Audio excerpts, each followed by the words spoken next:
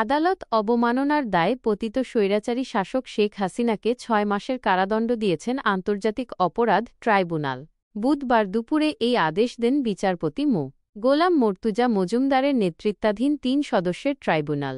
এছাড়া একই মামলায় গাইবান্ধার গোবিন্দগঞ্জের শাকিল আকন্দ বুলবুলকে ২ মাসের কারাদণ্ডাদেশ দেওয়া হয়েছে।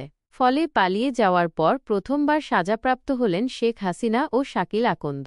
প্রসঙ্গত, গত বছরের ২৫শে অক্টোবর গাইবান্ধার এক আওয়ামী লীগ নেতার সঙ্গে টেলিফোন কথোপকথনে ২২৭ জনকে মারার হুমকি দেন শেখ হাসিনা।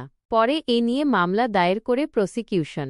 আজ এ বিষয়ে ট্রাইব্যুনাল ১-এ পলাতক শেখ হাসিনাসহ ২ জনের বিরুদ্ধে আদালত অবমাননার শুনানি হয়। ফাঁস হওয়া অডিও শোনেন ট্রাইব্যুনাল।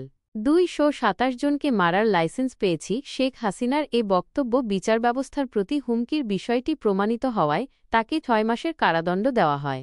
এদিকে এ ধরনের মামলায় পলাতক আসামির পক্ষে আইনজীবী নিয়োগের নজির না থাকলেও ন্যায় বিচারের স্বার্থে সরকারি খরচে আইনজীবী পান শেখ হাসিনা।